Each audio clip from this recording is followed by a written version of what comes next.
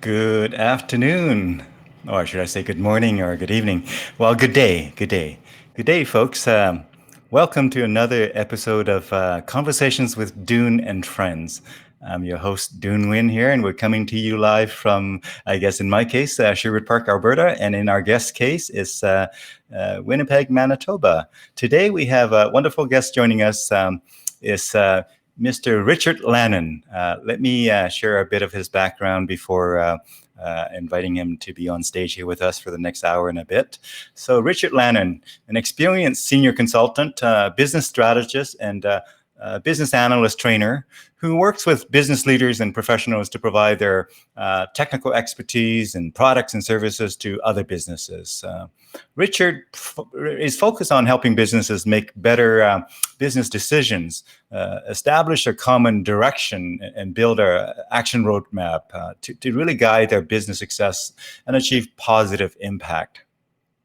Raised in an entrepreneurial family, Richard built a business and a corporate career within the technology, resource and transportation utilities industries, where he learned to find opportunities to solve problems and implement solutions quickly.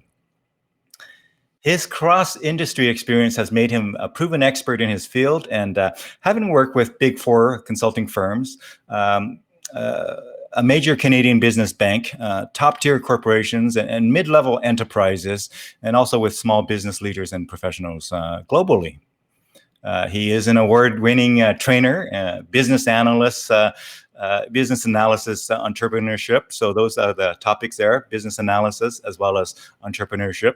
And he's an author of a book called Set for Success, a roadmap to transform your business.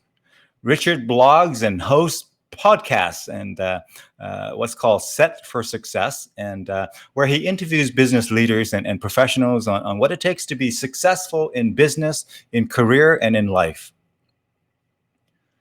Richard, family life really thrives, and as he's married to a wonderful and gorgeous person and has two great kids who are adults now, and as a creative person and a health enthusiast, Richard also enjoys listening to great tunes and being a guitarist and vocalist. So he's among our musician tribe here, folks.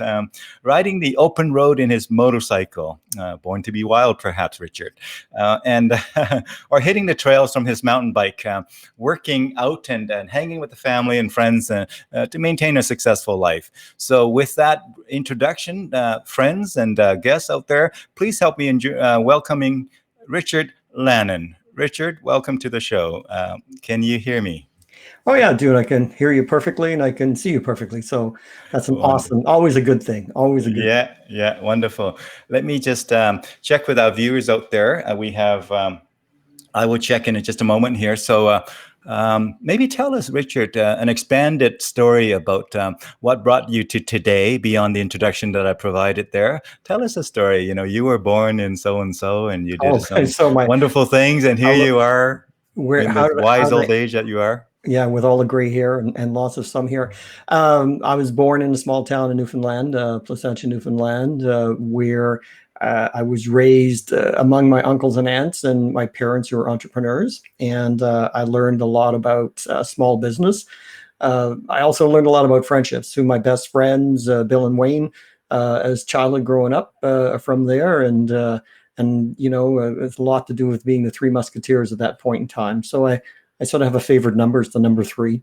It's a little bit of a weird thing. Ended up in Winnipeg, Manitoba from the latter part of the 70s and into the 80s. And then out in British Columbia, where I did my high school and university degree. And then out in BC, where I started to get involved in the consulting industry. After I graduated university, I ended up as a research analyst at a small boutique firm that eventually expanded into technology, training development, business analysis, project management, that kind of stuff.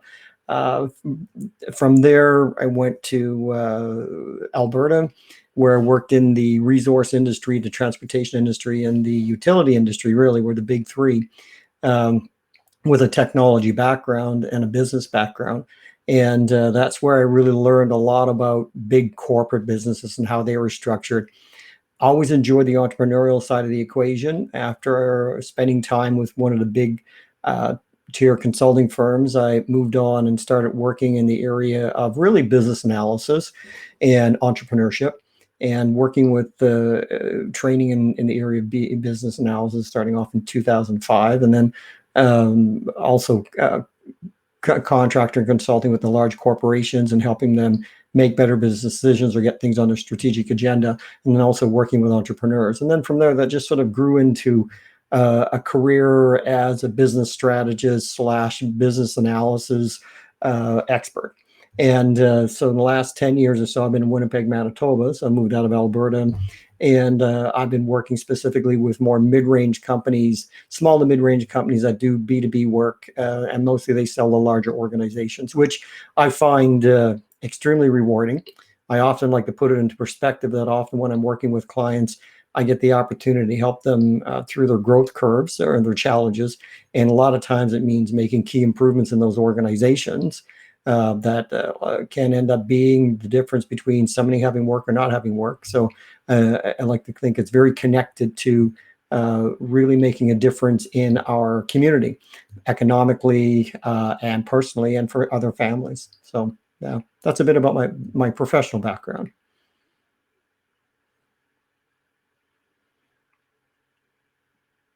You're going to leave me hanging here, Dune? I'm pretty casual. So I was gonna say, tell us about.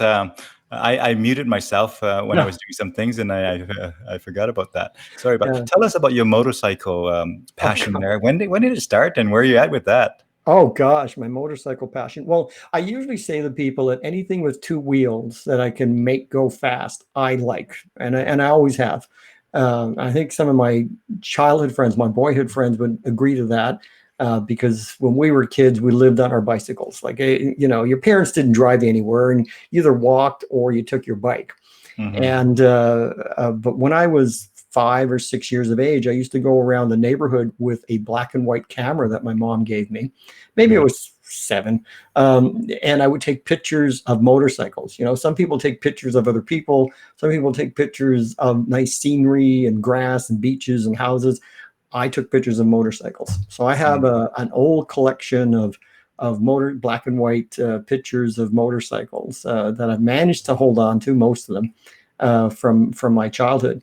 But that was where that interest sort of grew up, and then as I got a bit older, I had opportunities to play around with motorcycles a little bit here and there. And then eventually, as I moved on, had a family and everything, I put it to one side. But now that everybody's sort of grown up, Dad gets to play, and Mm. so I do have a motorcycle, and it's one of my joys of being able to get out away from everything and on the open road, and just go for super long rides. There's nothing as freeing as taking a long ride on a motorcycle. Yeah. Yeah. Awesome. Now I happen to have a photo of your motorcycle here. You got two. It's on your Facebook kind of cover page. You want Oh. to talk about those two while I bring it up here? Oh. Okay. Well. What? Okay. Let's see if you got the right ones. Yeah, yeah. Well, this one right here. uh, Okay, so yeah, so the one in the front is actually mine. The gold one is my friend Rick, and the one in the front, it's actually a bit of a dark green silver color, is a Yamaha V Star 1100, which Mhm, fits my body type perfectly. mhm, That particular picture is in South Dakota. We are down around Sturgis somewhere. So that was actually taken, I think, August of 2019. So we did a road trip where we took our motorcycles down from Winnipeg all the way down to Sturgis, and we spent a week riding around the Black Hills with some of the best riding that I've ever been on in that particular area. And it was a week of beautiful weather and everything. And so we went down to the motorcycle rally, and that was just one of the spots where we actually stopped and took pictures of our motorcycles, not us, but our bikes with the scenery yeah. behind it. Yeah. Yeah, just like those guitarists who actually take photos of just their guitars and post them. Oh yeah, I do that on Instagram actually. And I keep trying to put my guitars in interesting places, just to take sort of a cool photograph of my guitar. Yeah, Yeah. I get it. I get it 100%. Yeah. So before we get back to talking more about careers and business and entrepreneurship, Mm. tell us about your guitar as well. Early on here, so we sort of ventured briefly into your motorcycle Oh, sure. sort of habits. Tell us about your guitar habits. Yeah, so my musical habits actually, I just think that's in my blood. I grew up in a family environment where there were several musicians. No doubt, cousins and uncles and aunts and that too played music instruments, so that had an influence. And then I also went to a school when I was a kid that had a music program.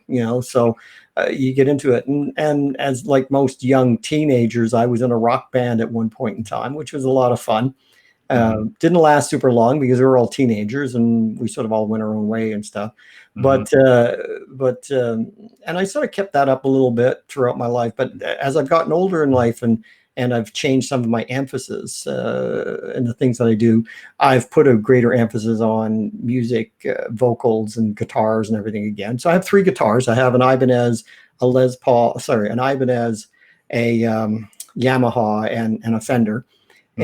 and I sort of play in and out with those and that. So yeah, it's one of the things I enjoy doing. And periodically, a few weeks ago, I had the opportunity to go busking with my Nice. brother-in-law, which was just awesome. Made me, I think I made $28 or something, but I Well, didn't do it for the money. I sweetest did money, sweetest it. money is when somebody pay for you to play guitars, right? Yeah, well, it was fun, right? I mean, it didn't do it for that. I had the opportunity to go and play and just entertain for an afternoon, and this was something that wasn't rehearsed or anything. I just happened to know X number of songs, and my brother-in-law is an awesome Joe Davis, awesome guitarist, and so where I'd be weak, he was definitely always strong, right? So we had a good time with it. We had a really good time. Oh, look at this! You actually found my guitar post. Of my course. three Yeah. my three friends. Let me move over a little Mhm. bit. Yeah. So you Yeah. play guitar, and what I heard is that you are giving it a lot more time, kind of like me, Mm. kind of making up for lost time a little bit. Yeah. Have options now that we're older, and sort of really focus on career and business for a long time. Uh, Yeah. it's time to play a little bit more. Yeah, and I did that quite a bit. I mean, if you think in terms of your career line, people often say, "Well, how long have you been working?" Well, I've been working over 40 years, but really only 30 of that 40 years are really career. And I'm a fairly driven person. I don't lack discipline or anything, and in the sense of go after what I want, and I'm okay to say that. And so I focus on my career and my family and all the things that my kids needed and that. Well, I mean, as they get older and they're more mature, you just start to discover that they need you less and less, and they only need you when they need you. So, right? you know, and so that's obviously given me some free time, and so I'm I guess I've been pursuing the things that I loved to do when I was younger, and I'm bringing those into my maturityhood. I'm going to call it Yeah. as a full adult, Mhm. where I'm starting to play a lot more and everything, and looking to experiment, looking to in the next 2 years, I would like to really up my game as a guitarist and as a vocalist. So I have a bit of a plan I'm working on to actually do that, and at the same point in time, still maintain my professional expertise and my career, because I'm not fully retired, and I don't really intend to retire as long as I have my intellectual capacity or faculties, and I'm still able to contribute. My intention is to still contribute professionally to the types of clients I work with. But at the same point in time, if my clients happen to see me outside of an ice cream shop busking with my brother-in-law or something one afternoon on a Sunday afternoon for the Mhm. fun of it, yeah, so be it. It's just part of who I am, right? And yeah, so that's the plan. That's sort of the Yeah, yeah, absolutely. So, yeah. as an example, similar situation. One of my friends, Dr. Arya Sharma, he's a world-renowned, international, kind of renowned doctor who specializes in kind of obesity and weight gain and all that's related to obesity there. And so he speaks all over the world and travels all the time everywhere. But he brings his guitar everywhere and plays it with his little headphones on, and he Mhm. does that while he's on the road in different countries. And I think he actually tried busking a short while ago, but he performs a lot with different bands and different jams, open stages as well. So he's deep into it. Obviously, there was a time when he was quite busy with all the stuff he was involved with. It, Being it, head of it's department. it's interesting what you say about him. He travels with his guitar. I mean, being given the professions that we've had to travel a lot. And what I've discovered is I got friends like all cities all over the place. And a lot of times I've been able to, I know I'm going to be in a certain city. I put out a call. I say, I'm going to be in the city for a week. If you got an extra guitar or something kicking around, can I borrow it? Well, Mhm. you'd be surprised how many of my friends, right, Mhm. business friends, will show up at the hotel I'm staying at, Yeah. right? They won't even make it an inconvenience for me. And I'm like, don't inconvenience yourself, right? No, no, no, I'll come down. They bring me down a guitar and we have coffee and everything. And sometimes they bring a second guitar and we jam. Yeah. And then they leave me a guitar for a week. And Yeah. then at the end of the week, we arranged for them to come pick it up and everything. And I've done that actually quite a bit. But it's been interesting because as a musician, you're never alone. Like it's a very fascinating giving community, right? Musicians. Yes. And no matter your capability, now I do meet some people sometimes who are extremely talented and everything. And they don't want to play with somebody who's less talented. Mhm. But for most part, almost all musicians I spend time with are willing to gift their time or something to you, just like you gift something back to them. It's an amazing experience. Yeah. Absolutely. And by the way, before I forget, if you're ever in Edmonton anytime soon or ever, contact me and we'll go out to one of these open stages or jams, and we'll bring some guitars out and we'll have some fun. Yeah. When we talk about music, we've obviously had a situation of social distancing and that, and there's actually a jam that happens or last Saturday every month here in Winnipeg that I was attending at a place called Sam's Place. It's a cafe, and I have to check to see if it's opened up again. I'm not too sure what the rules are at this point in time, but those are the types of things that you miss, right? Because you could have this place you could go in the middle of winter in Canada, Mhm. and you can spend like literally from 12 o'clock to 7 o'clock there just hanging out with people who want to play music and generally don't care about how good you are or not because it's a jam. Yeah, yeah. You And know? there's dancers who appreciate the music and they're dancing away, and Yeah, everybody's yeah. having a good time. Yeah, and so yeah, and the other thing too, and so you got me on the music stuff early. Probably some people thought I'd go business first, but I had a very dear friend of mine who passed away. Mhm. Really encouraged me, I guess 5 years ago when I met him to get back in the music and would sit down and say, okay, you got to come play with me, got to come play with me, got to come play with me, right? and Mhm. and eventually I did, and I got it on video and everything, and it's a performance I thoroughly enjoyed because of how much it meant. Mhm. But out of that, I've been able to host something called Richard's Backyard Birthday Jam with dessert, Cool. and so once a year, and all these musicians come out to it. There's really a musician event, and we literally set up a stage in my backyard, and with nothing planned whatsoever, we just start playing music. Mhm. And somebody will say, "Oh yeah, let's do this song. Let's do this song." And someone will say, "Yeah, okay, what's that in?" Okay, and we just do it, right? And sometimes it's really good, sometimes it's really bad. But the best part is I like the fact that it's a team effort, a group activity Mhm. that is not really forced or structured that way. It's just people willing to come together and share Yeah. and perform as a band. And as the night unfolds, we just automatically rotate. Like it's literally unstructured, you Mhm. know. Yep. And so I've been very fortunate that I've been able to host that 3 years in a row now, and I'm Mhm. hoping to be able to host it again this year too. So Yeah, we'll and see. you invited me every year, but I haven't bought the plane ticket yet. One of these days. Yeah, well, one of these days. Well, you know what? I do invite you because I know you're an awesome musician, and maybe one of these years it'll be a happen chance you'll be in Winnipeg at the same time or something like that, and the Mhm. opportunity is for you to actually come down and join us. And I think you'd fit in quite well. I think It'd be fun. you'd be a great addition. Yeah.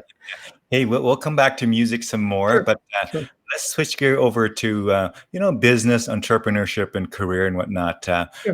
Tell us a bit about that, and then I'll ask you some specific questions in a few minutes. But maybe give us an overview of that. Any story that you want to share? Any sort of anything at all that you want to start out with? Well, we're going to start on the business side. I guess you got to put some context in. Sorry, as I look away and think. I mean, at this point in my life, I work as a business strategist, right? And sometimes I say to people, "Well, consider me like a senior strategic business analyst slash planner," right? Um, and I get to work with small and mid-range enterprises, and I'm a business advisor with a larger organization on an independent level. uh, that's been an absolute privilege, because I get to that part of my career is really all about working with companies to help them figure out where it is they want to go in the future. So a lot of emphasis on building roadmaps, and we hit on all the key aspects of the business, right? So the corporate directives, the key strategic priorities, the 5 functional areas of a business, and how they all relate, and what they need to do going forward, along with all the financial projections and that too that are required. That's been just an incredible experience. Now, obviously, I've been involved in this type of work over 30 years plus in different forms and everything, but it's really sort of come together in the last 5 years where I intentionally focused in on. So that's the one part of my career. The other part of my career is really in the training development space for business analysis. Now, I've done training in others areas, leadership, and all that stuff too. But my real hotspot is the business analysis space, which I've been training and developing in that side of the equation for over 15 years. And I continue to do so. I'm involved in several organizations with their programs. So actually, some of the programs, I'm the person that got it off the ground. So I put up the proposal, Yeah. but One of those places, one of those clients, one of those universities, you put in place the program that I later teach as well. So I'm familiar with that particular program. Now, you and I teach at several universities and whatnot, but when I teach at various other ones, some of those programs, I created some of those. But Yeah. but the one that is we're talking about here, you actually created that program 2005, I want to say 2005, so almost Yeah. 15 years ago, right? And Yeah, I wrote the proposal in 2004. I had just come out of working with one of the big 4 consulting firms. And I knew just from the work I was doing that business analysis was going to become a big career. It was literally just the start. And yeah, that was before the IIBA existed, the International Institute of Business Analysis. So I guess in that respect, at that point in time, 15 years ago, I was sort of on the forefront of thinking. But I really just say to people, I just took my resume and turned it into a program, yeah, yeah. which is sort of funny, but that's sort of what it was, because there was no real body of knowledge or anything. Nowadays, it's a whole career. If you Google search career ads for business analysis or business analyst or strategic business analyst or senior business analyst or whatever, you're going to find all sorts of stuff. And so I that's one of the things in my career life that I'm very proud of. Like, it's not as a brag. It's more or less, it was great to be part of something when it was just starting. Yeah. And I don't know if you, having worked as long as we've worked at this point in our lives, I don't know if you always get that opportunity. Those opportunities come around a couple of times in your career if you're fortunate. Yeah. And so that was one of the ones that I was fortunate to be with. And so I still today, now I do teach at 3 different universities. I try to minimize the amount of time that I spend on the road. I did do the whole conference thing for years and breakouts and all of that stuff. But now I'm focusing more, I think in the future, on the vlog or the online stuff, and that's just the point of where I am in my life. But You bet. it's great it's great to be part of that. And I find that, that teaching brings excitement to my life. I thoroughly enjoy the students. And the other piece too, it's changed so much. Initially it was a lot of professional people and that, and now I got that professional student, if you would, or learner I'm working with. People want to build up their careers and they want to know how to do what I've learned over years. But I also have a whole aspect that's international students now, and that just brings a whole other dimension, and it's been really wonderful working with people from all over the world in a combination of areas in a classroom, but Mhm. also online, and it's been really good. So having those two, the sort of the senior strategic business analyst, the actual strategist, doing strategic planning, doing succession planning, and then also that's one side of the equation, and the other side of the equation is being right at the heart of training future people to be in the career. Um, yeah, that to me is those two things coupled together is really awesome. I'm very fortunate. Yeah, Yeah, I'm going to bring up your website again and maybe kind of spotlight a couple areas. And so you have a website, and as any sort of trainers and consultants and speakers and whatnot tend to have, they have their YouTube channel, they have their Facebook and LinkedIn and all that kind of stuff. But let's start with your website, and just maybe if you could point out a couple things about your website while we're there, that would sure. be great. Yeah, I'm going to share it again here. Yeah, go ahead. Yeah, tell us about who's All this right. fine-looking young man here? Yeah, time to update the website. It's always the challenge. I think this is my third or fourth website. I started a company called Brave World 15 years ago, and it's had many permutations over that 15 years. Now I really work more as an independent professional. It's nice not having to manage lots of people and stuff. It's Yes, okay to do that, but I'm sort of enjoying not doing that anymore. I had 12 employees at one Yeah. time, 12 management consultants full time. And yeah, you got a big payroll, and you got make sure everybody's billable as much as possible. And all that stuff does take does kind of eat into your guitar time, doesn't it? Yeah, and other things too.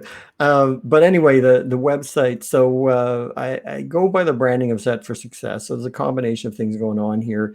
And the idea of Set was structured, engaged, transformed. I'm really into companies taking or organizations taking a structured approach, engaging their people and transforming their business environment, whether that's organizational change or growth strategies or whatever it might be, process improvement, whatever it would take.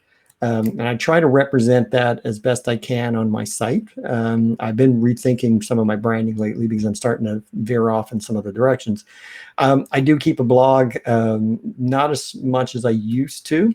I wrote a lot. I mean, I've written a book, I've written sections of other books, I've written tons of blogs. But I try to keep things, content as fresh as possible. On that site, if you scroll down a little bit, if this is what you want, it does talk a little bit about some of the stuff I do and my former radio show. I'm a former radio show host for Global News Radio, 680 CGOB. Yeah, Again, Set for you've been Success. listening to Mr. Richard Lannon of. Yeah. Yeah. I have since resigned from that or retired from it. Mhm. And I think that's the same thing. I've slowed down blogging and stuff. And I don't know if this is what you're looking for on your site, in terms of the site, but that's more because I've provided so much content over the years that I needed a break. I needed a content break. And so I've been working through that. Other than that, I mean, the stuff that's represented on there is my strategic planning side, my training development. I do less keynote speaking now than I used to. Mhm. And that's partly intentional. I sort of wanted to sort of step away from that and just really focus on the strategic planning and the training development side of the equation, Yeah. which opens up a lot of other avenues and opportunities for me. I noticed you got my book up there. Yeah, along the way, you happen to write a few books as well. Tell us about some of them. Well, the main book I wrote was a book called Set for Success, A Roadmap to Transform Your Business. And again, SET standing for, Structured, Engaged, Transformed. And I believe that that's an approach you take to business. There's a model in there called a setability model. And by definition, it's your ability to fine tune your organization so you achieve consistent, measurable results for positive business impact. Mhm. And that particular model came to me, it's just one of those things, right? Back in 2005, I was working on a few things. We were talking about branding. And I said, basically, well, how should I brand my business? And I came out with Set for Success. And then some years later, I don't know if you know Scott, the name tag guy, but I was listening to a podcast of his, and Mr. Ginsburg. and he said that everybody should own a word. And I think this was in 2007 or something. And I sat back and I thought, well, what word could I own? So I said, well, what about setability? And I looked it up in the dictionary. It's not in the dictionary. But then I started looking at it through the research and everything, and I found out that setability is used to reference the parameters by which a system must operate in. So everything has like a setability factor, and once it steps outside of that setability factor, it does no longer operate the same way. Just like cell phones or smartphones or the old wire. I always use the old tube television example with the rabbit ears, like, and if you've been around enough, or if you've seen one, you know that if everything's out of whack, and you got to go and tune it up. Well, I think that's the same way in a business. I think that when you come, I don't just think it, I believe this. I think when it comes to a business organization, the people that start the company or start running the company and get it going, especially in small to mid-range businesses, they don't always have the time or the expertise to look at their setability factor, look at the parameters by which the business is operating, and the strategic goals and objectives for the future growth or improvements within that organization. And so that's sort of where that came out. It was the idea that, could I help companies actually develop a roadmap so they could find their setability factor and really improve their company or their organization? And so from there, that sort of spawned the thinking about a book. But the book took, 10 years or something. I mean, some people say, well, when did you start writing your book? And usually I say when I started my career. So that would be 30 years ago. Yeah. And what I mean by that is that it's really an accumulation of everything I've learned in working with business throughout my career, and then putting it into a model that is applicable. So the book's very applicable. It goes through everything from the setability model to stakeholder analysis to looking at your key business impact zones. I always tell every company there's 4 key business impact zones: process and productivity, tools and technology, business development, people and culture, and measurable results, if you want to add that one in. And so in that respect, I've broken it down. So each section of the book talks about the impact zones, and then it brings you through a section that shows you how to put together a roadmap for your business. It's really what it does. And all with the idea of finding your setability factor or using the setability model. And so that's a model I use with all my clients. And so I'm very fortunate to be able to use a model that I've created. And then in addition to that, I add in the standard functional areas of a business, which, tend to be the things like sales and marketing, human resources, information technology, operations, finance administration, sort of those balanced scorecard type thinking, but are standard sort of functional areas of the business. So it's in many respects is a representation of my life's work, all in, a couple of 100 pages. There you go. So, folks, do look for the Richard's book called Set, the success.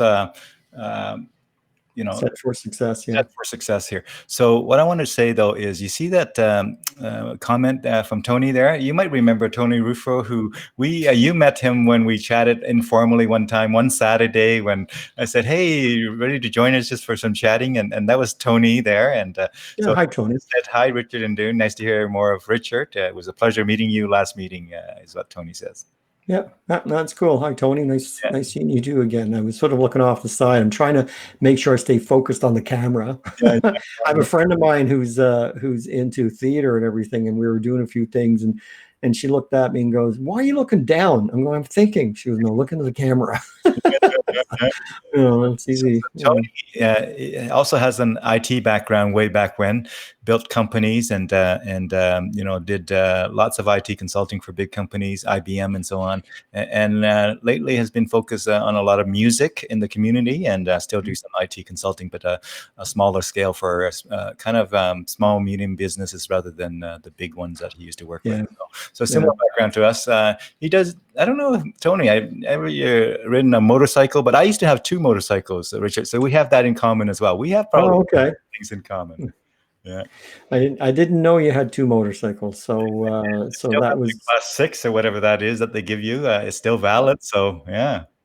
Hmm. So tell us more. Anything else on the website that you want to touch on? You have lots of resources here, whether it's audio or video or blogs or all kinds of stuff. And all of your probably a lot of your interviews from the days years when you did interview host for years and years, right? Yeah. Yeah, so I mean, yeah, there's a lot of the material and everything from that time period is there, and really a lot of the material is podcast based, Hmm. with a lot of business leaders that I've had the privilege to meet in the community, and what their success stories were. And some of them are focused more on financial, some are more focused on the sales and marketing, some are more focused on what I call the career arc. How they got going, and what when did they arrive at their success, and what challenge they had along the way.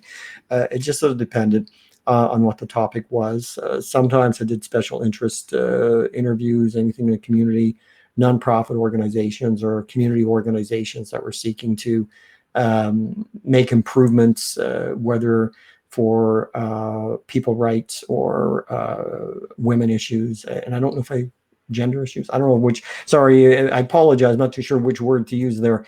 But basically, going through just different things that would hopefully improve the quality of life within a community overall. Hmm. And so that was that was fascinating. And one of the interesting thing about interviewing people is that you get to meet all these different people, just like you're doing right now, with a microphone, Hmm. and you get to have a conversation with them, and then you end up learning so much about that person, Hmm. and their life and everything.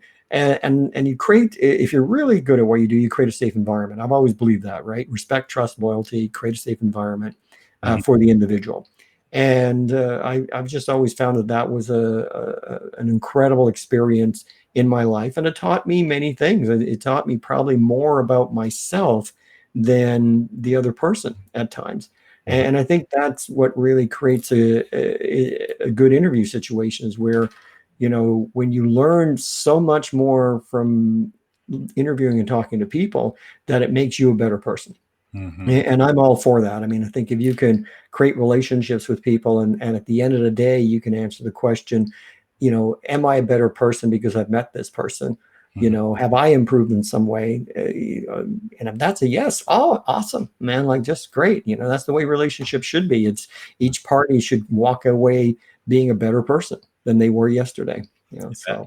And so, thank you for sharing all the various aspects of yourself and your life so far. On this business thing, as we think about business and the work that you do there, if I could put you on the spot and say, what would be one or two or three kind of key commonalities that you see in the organizations you work with, that you could share with the audience and viewers today and who watch later. That are common sort of challenges and maybe some ways around that. Any tips that you might want to share with our viewers of what's commonly? Move around a little bit, everything. Yeah. Yep. Just give me a second here. I was minimizing something. Yeah, you know what? Given the size of organizations I work with now and the type of clients, the CEO, or the partners within the company, generally speaking, they're people that started the company themselves. Okay, and they're now 15 years, 20 years later, they've built up this company. It's a multi-million-dollar company. And I always say every company wants to do the same thing, when they're that mid-range. And I'll give you the example of a $1 million company wants to be a 2 million. A 2 million wants to be a 4 wants to be an 8 wants to be 16, a 16 wants to be 32. And I see that as a very common thing. So when I look at the companies I'm working with them, they usually have some common challenges in the financial area. When it comes down to their business, their key matrix for reporting, how they actually handle their financial systems usually needs to be improved. Other areas of improvement usually is in the area of process and productivity or operations. Looking to and not only just understanding the numbers in their business, right? Because if you don't know your numbers, you don't know your business. That's sort of like key number one. Um, but making the operational improvements. So often they'll be in situations where they built the company and it's been very growth focused, but they've not dealt with all of their operational issues. So the way they do their work, their processes often need to be streamlined, or there needs to be the elimination of waste. I often introduce them to the 7 wastes, and how do you actually effectively do that? And then the other piece, again, resourcing is always an issue. Finding the right people to be in the business, and especially as the generations are getting older, finding and recruiting younger people who want to be in the business that they're in. Some of them are challenged that way. And then it's really about the growth models, the business development model, and how they're going to expand and grow. So I see all these issues in the clients I work with, and then and then what are they going to do to resolve them? And some of them is a matter of figuring out the priorities. I've worked with some clients where they had to resolve their financial management systems first before they could do the next thing that they wanted to do, because they really needed to understand their business. Versus I've worked with other clients where it was obvious that their operational facilities needed to be restructured, and they needed to look at it because they'd grown to the point where it's almost like just threw everything into one bag. So they never created divisions for their operations of their business and their services and their manufacturing. So then we have to go through and break down their business into its key components, and then get the right resources in to manage those. And saying that, by the way, one of the things I find with entrepreneurs or mid-level business owners, they're so closely tied into their business, the company, that a lot of times they'll choose to work in their business rather on their business.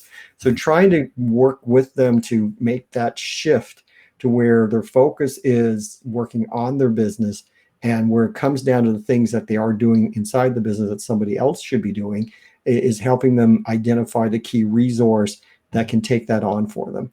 And trusting that they'll do it, right? Because a lot of times what happens is you have this multi-million-dollar business you've created, but somebody's got to move the lumber, and so you just go out and do it. It's just like, what are you doing that for? Right? Just get this person to do it for you. So just working with some of the business owners now, just to try to make sure they work on their business and not in their business, and making that change and transition is a challenge. It's a bit of a challenge for them. It's their baby, right? It's what they know. Yeah, I mean, in business and management, there's this concept of crisis of leadership. And the idea is that the leader who was so well suited in taking it from nothing into something awesome may, in fact, be the very ones who actually destroy that medium-sized business or whatever, because the mode that they've been operating in may no longer be compatible with the future direction. And so they become a problem unless they change something, right? Yeah, and I've worked with clients where that's been exactly the case, that I've had to sit down with them, and usually one-on-one, right? Never in front of their staff. That would be highly inappropriate.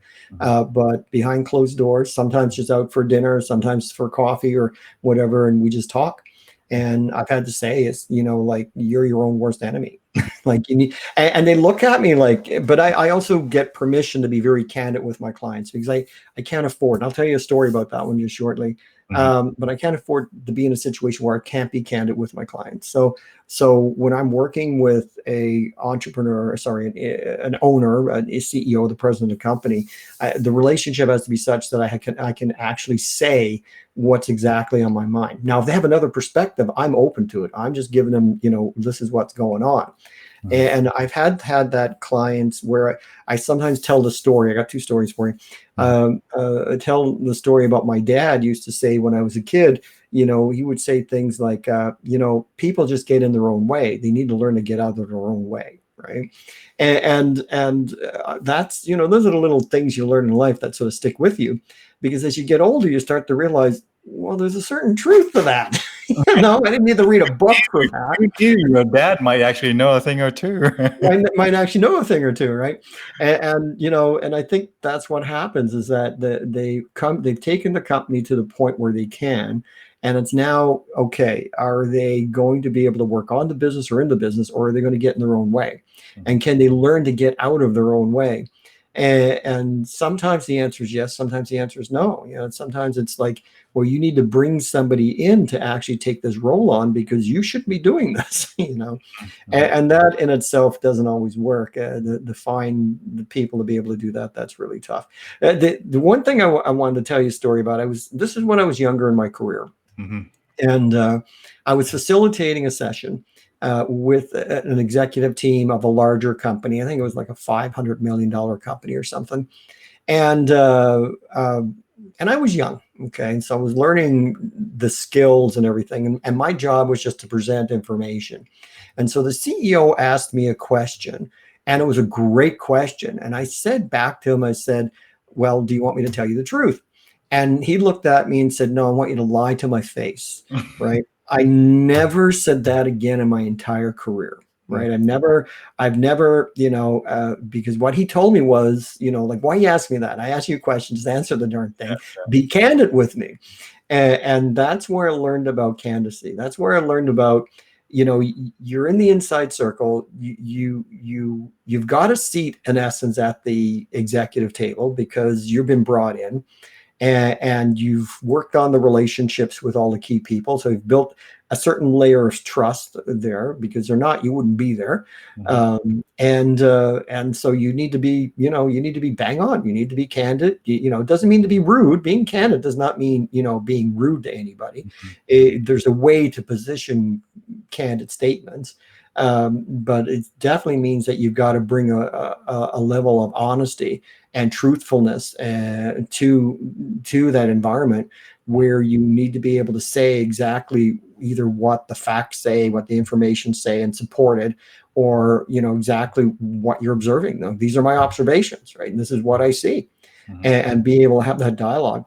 And it's not about being right or wrong. It's about being able to set it up so you can have that dialogue. And I've been very fortunate. I often say to my clients too that when you hire me as your acting vice president of strategic planning and leadership development. So if you're looking for titles, and so I put myself right in that situation where I'm an executive in that company. I'm not just some consultant working on some business.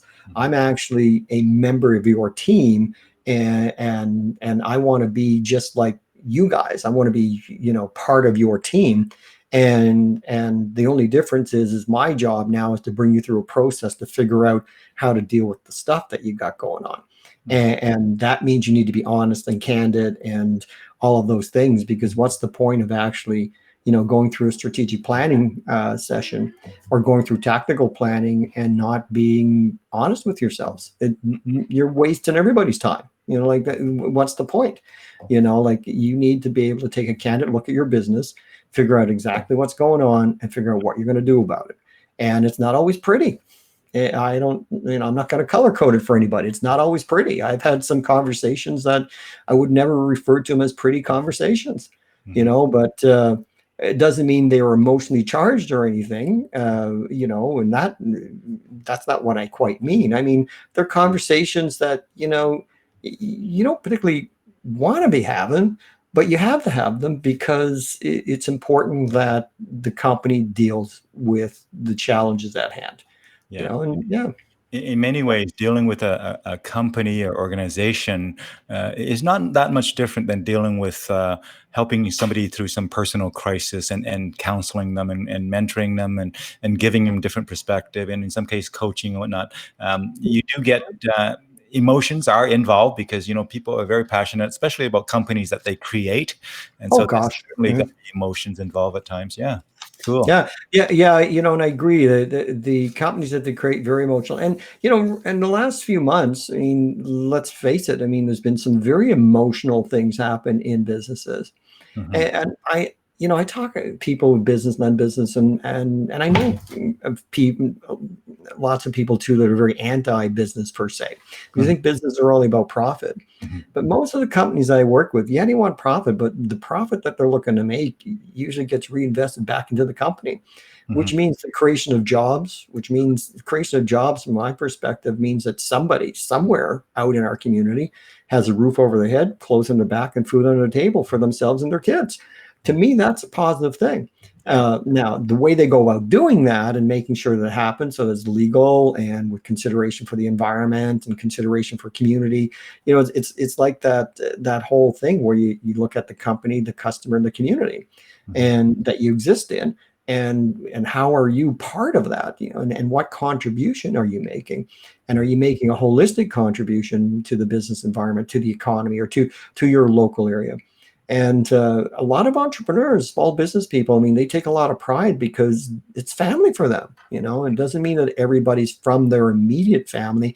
It just means that that person that they hired into the administrative assistance position, they've been there for 10 years and they're like family. They know what's going on in their marriage. They know what's going on with their kids. It's Mhm. the same thing that, the person that they just hired to be manager of operations, well, they know if their dad is ill, or that, they just know so much stuff that it's hard not to think about the people that work with the company. And there's a lot of emotional ties there, and so yeah, difficult decisions. I Yeah. know in the past you have mentioned this to me, and I do agree 100%. And maybe you can expand on it a little bit. And what you've just said just now also demonstrate that, business is not that far separated from personal lives. People like to think business is completely separate from personal lives, but really, in many circles and many ways of looking at it, they are quite intertwined. Especially if you are the owners of the business, or you are the people working on the business at the executive level and whatnot. It can be very personal in many ways. Tell us about the discovery that you've made over the lifelong career there, and how you evolve over time. I think I know what conversation you're talking about. It was when we had sort of just to ourselves. I think I was joking around or just chatting a little bit. Sorry, I just got to fix my earbuds here. I was joking around a little bit about when I started off in work, way back when in my career, there was a sense of isolationism, right? Or separation. Maybe that's the separation, or compartmentalizing. So your business life and your personal life would never meet, and and so whatever was happening in your family life was never to interfere in your business life. And I've never been a proponent to that. I've always thought that was a silly perspective, that was highly inappropriate at that time and still today. The reality of it is business is about relationships, and people can say, "Oh, business is about money. Business is about," well, money is just a measurement about how you're doing, right? The Anybody who's been successful in business will tell you that their success has been forged by the relationships they've created.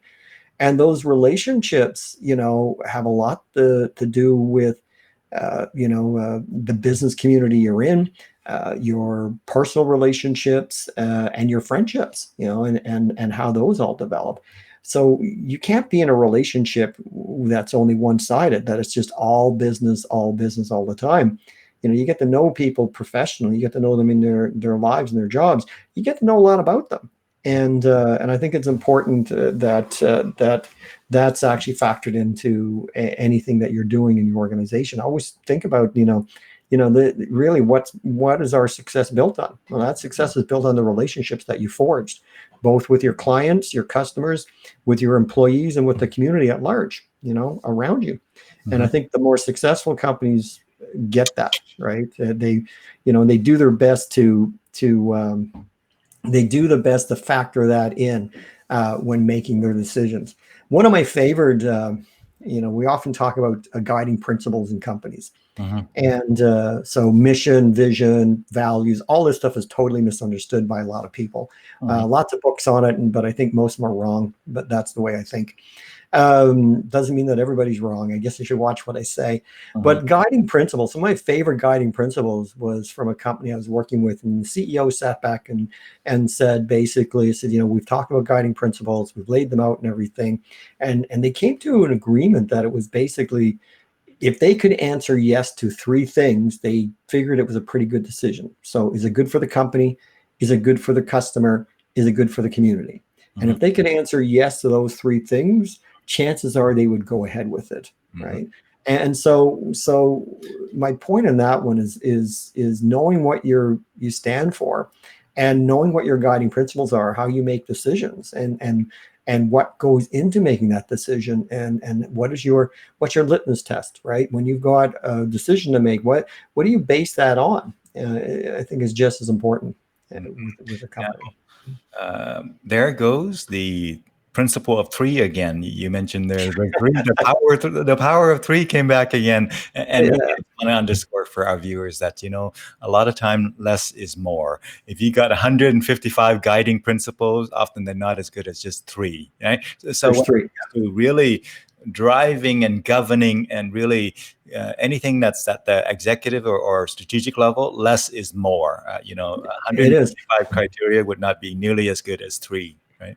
When I walk into a company and I go into their front entrance, and I see on the wall their mission statement, their vision statement, their objectives, and everything, and I start counting them, Mm. right? And I start going, "Oh gosh, nobody could remember it." And so this is what I tell my clients.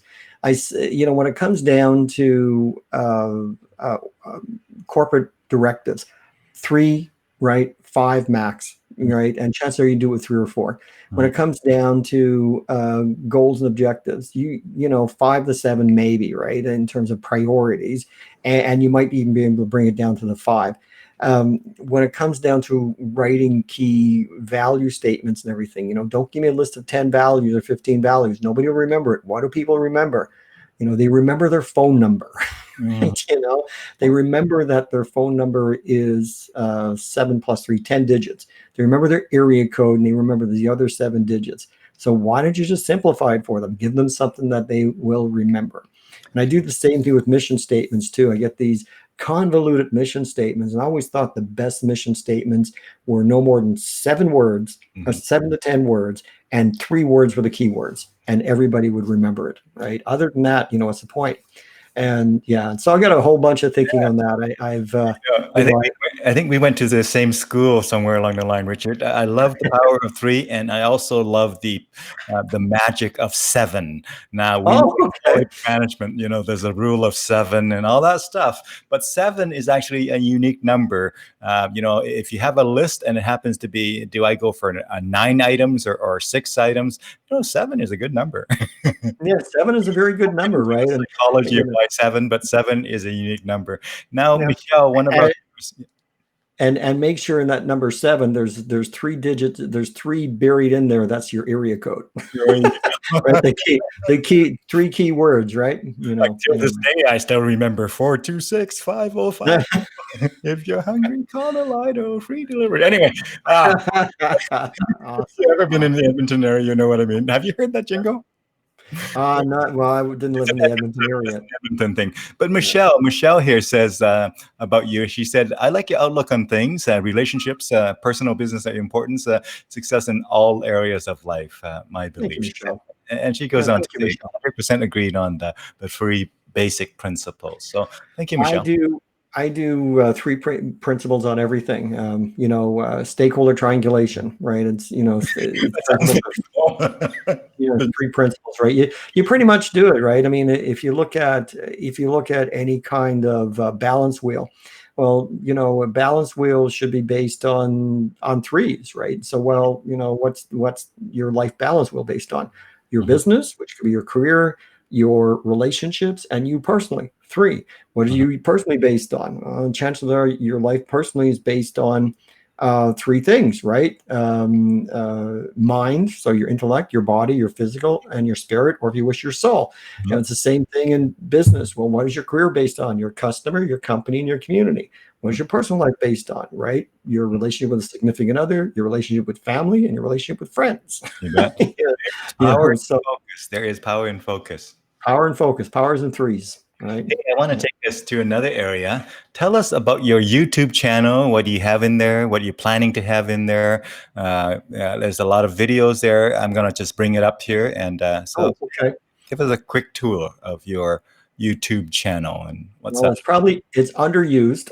Mhm, So right now it's based on the same branding that I did years ago, Set for Success. Of course, it's part of my book and everything too.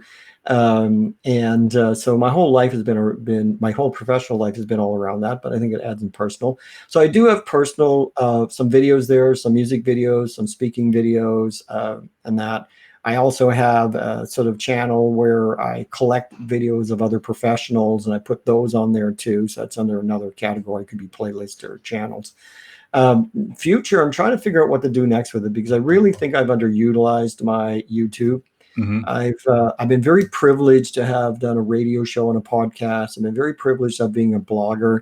And like I said to you earlier on, I got to the point where I've written so much content over the course of my career that I wanted to pull back. I just got tired. Hmm. And but what really fascinates me right now in terms of futures is vlogging. Hmm. And I've been really thinking about, how to take it to the next level and getting involved in taking my YouTube channel and turning into a professional vlog. But I'm sort of toying around whether it should be focused more on my uh, business expertise, so the strategic planning, business analysis stuff, Hmm. or should I focus more on the set for success brand, but where it says, a roadmap to transform your business. I think that's what it says. I've been throwing around the idea of a roadmap to transform your business, your career, and your life, and making it a little bit more expansive. And so introducing further elements of not just the business stuff, but also introducing more also personal elements too, everything from music to my personal interests, and sort of make it a bit more broader in that sense. So I haven't made a decision yet what the best route to go is, and but I'm just at this point in my life where my life is just not totally about my career anymore, and I'd like to be very representative of what my life is about, but at the same point in time, hopefully provide or something of value of content for the potential viewers. Yeah, it's interesting you mentioned more expansive, but in some ways it's actually more focused. So depending on how you look at it, right? In a way, when you say, well, I'm going to go possibly beyond just the business and management and corporate and whatnot, and government, into sort of a more personal kind of development, personal life and family and music and whatnot. In some ways you're expanding, but because you focus on, essentially set for success, that is the focus. So then, you could very much hone it based on that focus that spans multiple areas, professional and personal, but with a very sharp focus. So if you kind of really tune that focus, it's just a different mix, right? Different mix, right? Yeah, yeah, and I think that's sort of where I'm at. And again, going back to this whole idea that the more writing you do, and the more people you interview, and the more work you do with clients and everything, you discover a whole other element of yourself, and especially as you explore your own personal interests. If you're listening out there and that, if you're a professional person and you're building your business or whatever, but what are your other interests in that? I find that when working with clients, you sort of discover a very holistic individual when you're working with them. And I think it's just as important to show yourself as being that holistic too. And so I have been following some sites on YouTube where the people have lots of followers and everything, and they have that kind of site, right? They have that kind of sort of, they show themselves working out and they show themselves mixing their music, but then they also show themselves teaching such and such a course or whatever. So it's a little bit more of a broader mix than just teaching somebody business analysis or teaching them just strategic planning.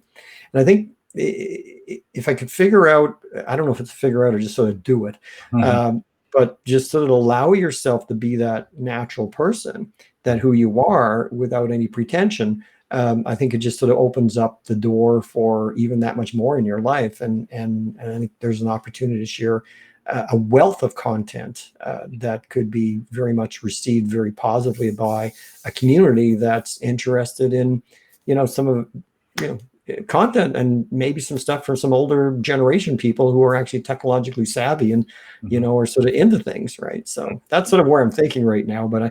I'm okay to be corrected on that. Question for you, and the answer can be yes or no. Would you like us to play any one of these videos on your YouTube channel as a quick kind of demonstration, or can we just move on with the discussion? Up to you. Is there a video that? Well, if you want to do the first one, that's fine with me, and I'll just talk a bit about it. I can't tell which one it is, so I think it's the The PMI one? Yeah, you can do that one. I'm cool with that. Completely up to you, whichever one. You got lots of videos on here, so yeah. You know what? Do you want to do a music one, or do you want to do a professional one? Maybe we do one of each. Oh, okay. All right. All right. So let's do the PMI one. Right. That would be fine. Okay, up to you. Sorry. Completely your Yeah, choice. go ahead. I'm Yeah, gonna it's let me know Do if you you can ever hear it. perform on the fly? I know I do. And understanding people, being able to coach and delegate is part of that success. Hi, my name is Richard Lannon. I'm a business strategist, professional speaker, trainer, and coach, author, and radio host of Set for Success, a roadmap to transform your business. We're going to have a bit of fun. We're going to take a bit of a session, a very interactive session. And I'm going to share with you the things that I've learned over 30 years in the consulting profession, having worked with a big four consulting firm, having worked across major industries, oil and gas, financial, transportation, having worked with mid-level organizations and small businesses from around the world. There are things that we need to know as professionals, as managers, as leaders, as project managers that go to the heart of actually working with people to get things done.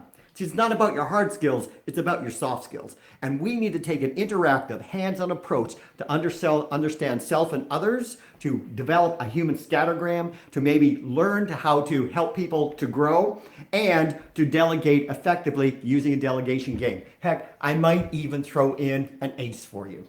So come on, join me in our program at the PMI event this fall, coming up in November in Winnipeg, Manitoba.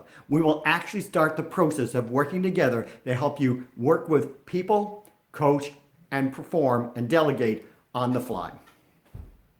Thanks for joining in. So, Ooh, so intense. It's so weird to watch that video. Go yeah, ahead.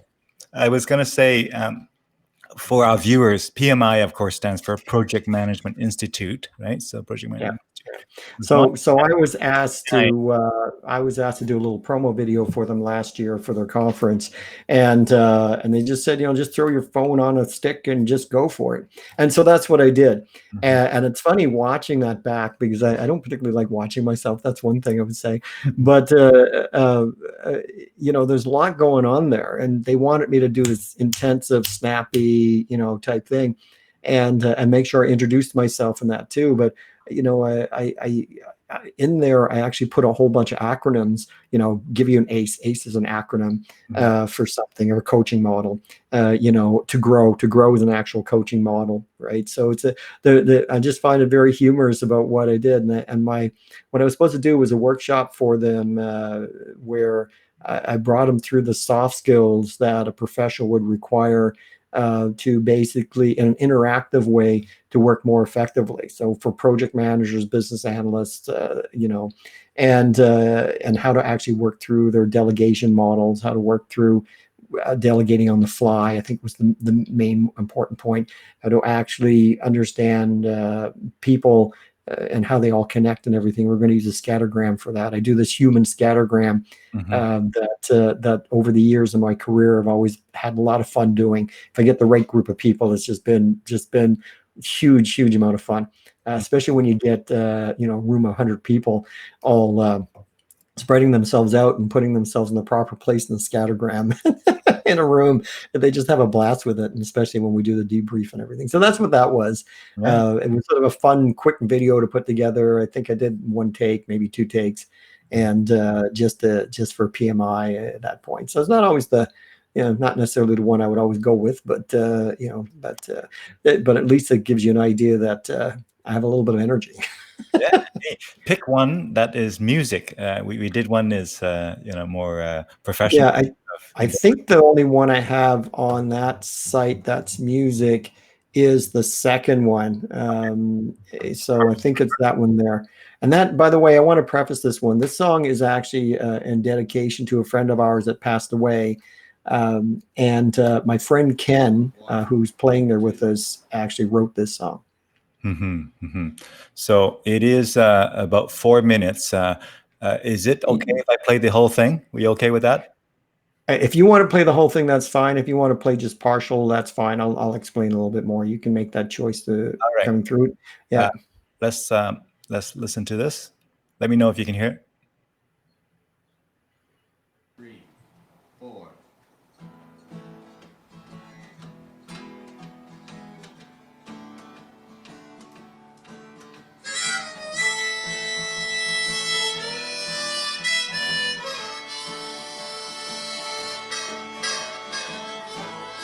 Real fake, red leather. There you are, right? Yeah, I'm off to the right, yeah, or left, depending how you're looking at it. Yeah, that was a group of people that I played with at Final Revival. Come on in, forever.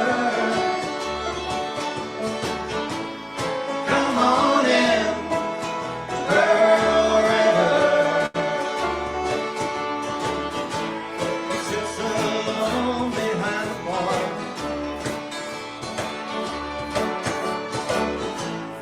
Rubs his chin and says, I need a new car. He dreams of living among the stars. He's right at home forever. He's right at home forever.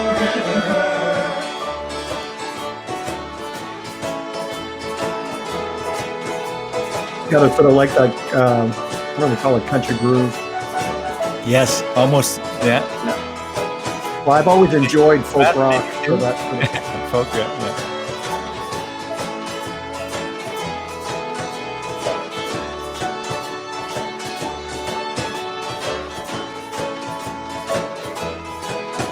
there are some words coming up. All we are and all we ever need is nurtured by kindred souls. The road we're on is not certain. We can't predict the final curtain. So we all keep on believing. Find our hope forever. Find our hope forever.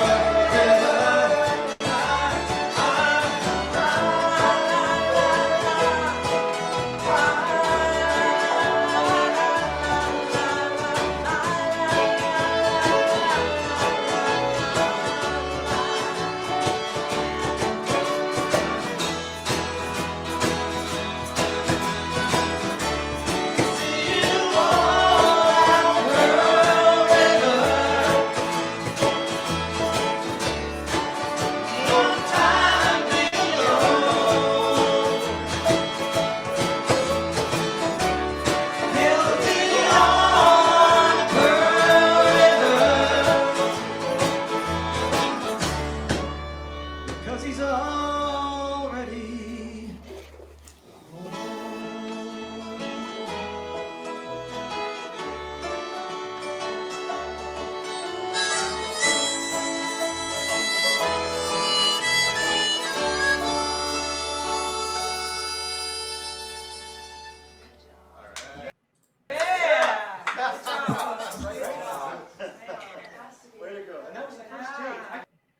And that was the first take. Fantastic. Yeah, Tell us that was more about the story of how you came to that particular performance. so that that's great. It's a great question. I was two things actually. I was hanging out with a place called Vinyl Revival that was created by a friend of mine. who was a friend of ours, actually, which should say, when I ours, I'm referring to the whole group I was with there, who had been diagnosed with cancer, and so he owned the company and had a passion for music, incredible passion for music, incredible passion for connecting musicians and bring them into his circle. And at the same point in time, also had a songwriting group that was there. I was part of the songwriting group that would meet once a week, and we would play around with writing songs and stuff. So one of the members wrote that song, and then I guess really we all sort of edited it. I think you'd be okay with saying that. We made changes and stuff and made suggestions. And it was really more of a dedication to this person's life. And so we had made a decision. I can't quite remember how it was made now, but somehow we made a decision to get together and record it, and then we sat there one Sunday evening. We rehearsed it half a dozen times or whatever. And then a friend of ours, actually, of all of us, just basically recorded us playing it. So that's sort of where that all came from. So it's one of my highlights as a musician, actually, to be involved in that. And I'm still friends with with the people, the musicians that performed. We do periodically get together and play guitar and stuff together, sometimes not all at the same time. Even that event that I mentioned, I think a lot of that I now host on an annual basis really came out of that. So that sort of that celebration of musicians. And I think that's been really a highlight in my career, highlight in my life. I'm now becoming a career musician. Highlight in my life. You know what they say, right? You gotta be it. You gotta think it to be it. You gotta think, yeah. Yeah. Well, it's funny you would say that, because it's only recently I've been saying to people I'm a guitarist and a vocalist, and because I just never believed it. And my wife would sit there and go, well, why don't you tell people you're a musician? Oh, I'm not a musician, blah, blah, blah, blah. I tinkle around, right? Meanwhile, I'm out playing, I've got this event that I host every year. I go and I do this open jam thing once a month, and I'm learning new songs, and I'm looking to take voice lessons. I'm looking to take guitar lessons to really improve myself. Because this is something I really want to do in my life, and I'm willing to give up other things in my life to do it. So that's the other thing. I think you're a musician. You're a musician. Yeah, exactly. Right now I got to say. Own it. I finally put on my Instagram, I don't know, this last month, I think I actually put on there business strategist, BA trainer, family, husband and father, but then it basically says guitarist and vocalist, right? And then my other interest, right? So, and I think I've been leading up to that over many years, because myself as a musician, and I know we've sort of dove off your original question, but myself as a musician, I don't think I've ever been confident as a musician versus, confidence in my career, or confidence in other areas of my life, no problem. So for me, it's really about building a skill and building up the confidence to do it. And no doubt that period of time. So let me tell you how Darren had the influence he had on me at that point in my life. I mean, he was going through his thing in his life, and I had just had a quadruple bypass. And by the way, that's my 5th year anniversary tomorrow. So 5 years. Congratulations, my friend. So an event like that in your life really physically, if you take care of yourself, you can get over an event like that in your life pretty quick. But psychologically, it doesn't work that way, right? I mean, it really does mess with your mind, and because you end up having to reevaluate everything in your life, from your goals, your objectives, your family life, your business life, and so I learned a few things from that. But anyway, Darren would literally grab a seat next to me and sit down beside me, and he'd go, okay, I know you want to get up on stage and play with me. Right? When are you coming up on stage and playing guitar? I'd be like, no, I'm not going to do that. There's no way I'm going to get up on stage and play guitar. Now, do me a favor, spell Darren's first name and last name for me so I can put it up on the screen. Darren Sawchuk. I believe he spells it Darren, and then Sawchuk was SHWCHUK. Wonderful. Could you let me know if I got it right? If not, I will correct it right away. Let me just make sure I can I don't want to make a mistake because I know my sisters. Sometimes I mess it up. Yeah. So Yep. yeah, I got it right. Let me just take a look here. Yep. Yeah. Yeah. And so he influenced, he's a local lawyer plus musician. And he had an incredible amount of influence over a whole bunch of people's lives from a musical perspective. And I know one of the things that he kept doing was, I'm sorry, I just need to work my mic set, my headset. One of the things he kept doing, like I said, was he kept encouraging me to get up and perform. So I'd go home and perform by myself in my backyard and everything. I'd be good or not good, who knows, right? Before performing for yourself is, anything goes. But then I ended up doing a Bob Dylan song with him, standard song. Which one was it? Now I can't remember which one it was. Hold on, it'll come to me in just a moment. Basically, though, we did that, and we literally just went into his back room of his business, into the storage room, grabbed some guitars, and we just did it. And then we went up on stage and it got recorded, and we did that. And that was like one of my best. And he basically said, and this is what I find interesting about his style as a musician was, he says, don't worry about failing, because I'll make sure that you don't. Right. And so he's such a good musician that he made sure that anything, because I was really nervous, and he made sure that any mistakes I was making as we were playing, he was covering up. Like it was just, and even I can look at the video and I go, oh my gosh, I do have a copy of that video somewhere. But is it on the web? And do you want to share it? You know what? I'd have to dig for it. I would have to dig for it. And that would take up too much time. If I thought of it, I could have prepared. But he made sure that I was in a safe environment to be able to perform after I hadn't performed with a guitar on stage in maybe 35 years, 30 years. Like, I mean, I literally did do a lot of performing and stuff like this in my youth. And when I was younger, it was no big deal. But then just sort of literally going totally the opposite direction away from it and putting it all down. So he created a very safe environment. So out of that, really, and then the people I was doing in the songwriting group with were just super strong, great people, and we had skill levels. We had all sorts of skill levels.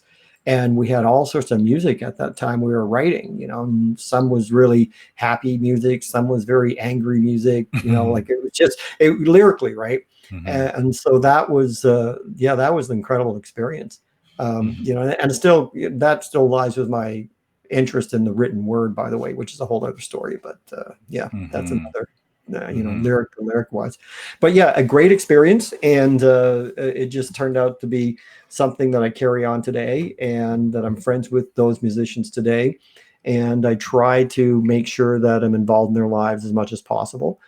Being the bit of, you got me talking a lot, but being the bit of the introvert I am, I often find it hard to say to people, let's get together and play guitar.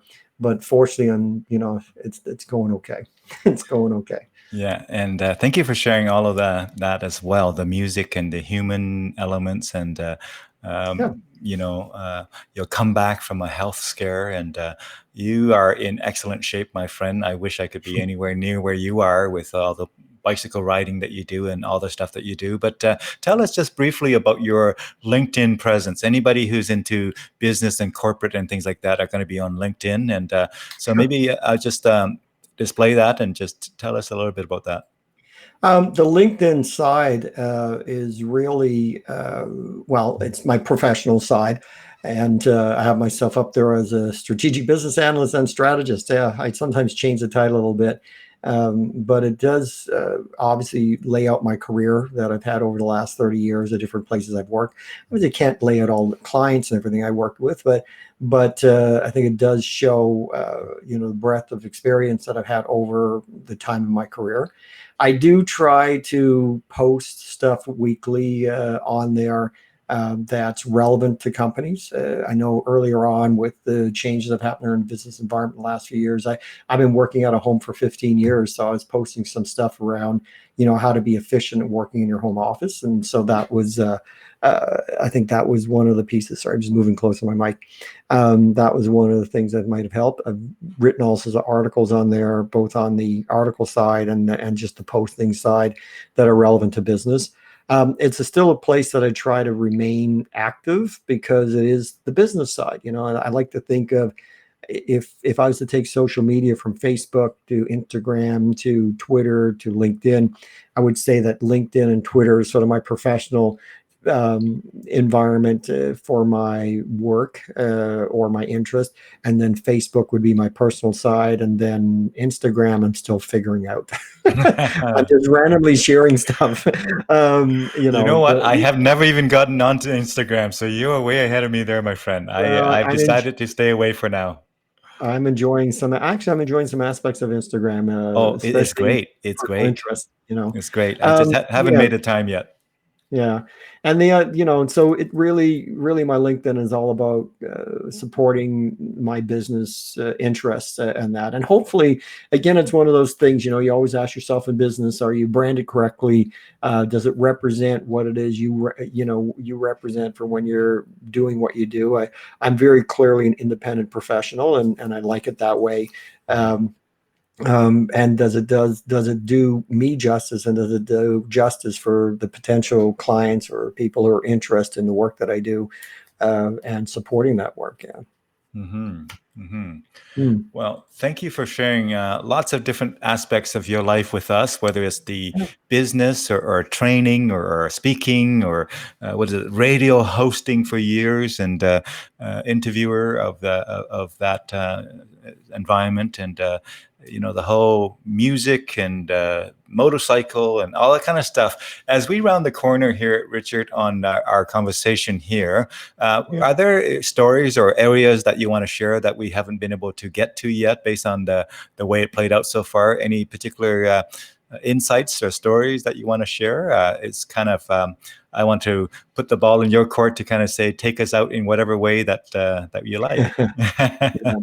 Okay. So, it's funny, I often would ask, you talk about interviews, I would ask at the end, if you had one tidbit for people or one idea of everything we talked about, what would it be, and what would you share to people? And so the story, I'm going to put it into a story context, in the sense, and I'm going to say this: know your purpose in life. And I'll put that into context because that's not always easy for people. So when I put it into context, years ago, when I was in my latter part of my 20s, just before I was 30, I was living in British Columbia, New Westminster, actually, British Columbia. And I was pondering this about, what is my purpose in life? So it's a great question.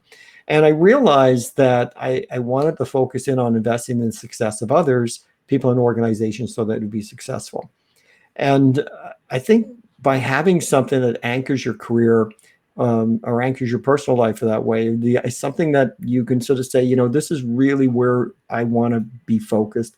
I think it really makes a difference in terms of the type of life you live. So my wish for people, whenever I meet them, is that they have a sense of who they are and a sense of what their purpose in life is. And if you can discover that, whether for your business or for your life personally or for your career or however it's anchored, I think it can make a huge, huge difference in what you do in your life.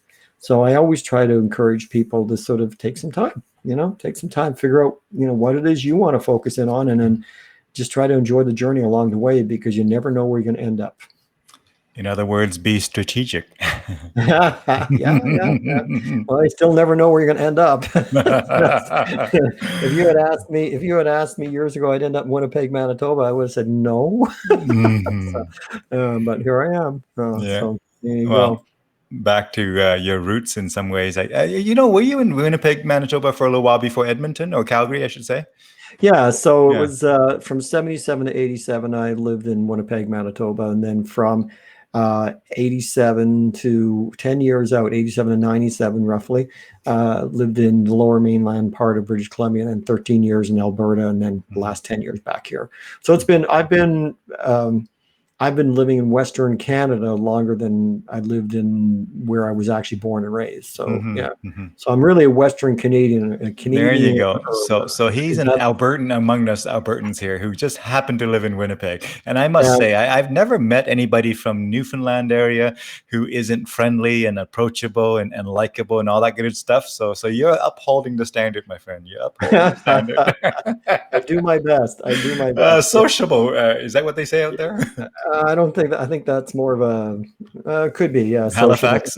Halifax maybe, or something. Yeah, down there. Yeah. So yeah, thank you so much, Richard, for spending the hour and a bit with us here, sharing all of the different stories and insights. I'm gonna make you do one more thing. Is that okay? Yeah, shoot. The one thing is distill everything we have talked about in 3 words, 3 separate words that you want our viewers to remember. 3 words, any words you want. 3 words. 3 It could words. be a hyphenated word, that would be 1 word. So 3 words. Just 3 words. Okay, so then I said earlier on that success in business is a lot about relationships. Relationship.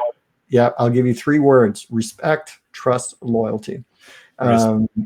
Respect, Wonderful. trust, loyalty. I think when it comes to any relationship success, if I was to distill it down to 3 words, that would be the words that I would choose. Respect people, let people respect you, trust people, but, build trust with other people, and then be loyal. It's the grass is not always greener on the other side when the relationship is in place or what's going on.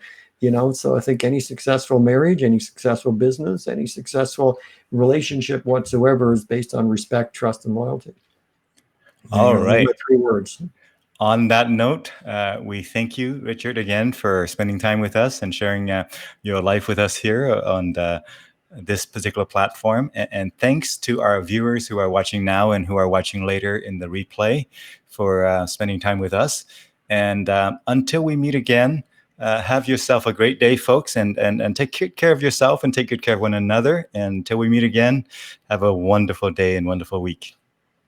Thank you. Bye-bye. Thank you.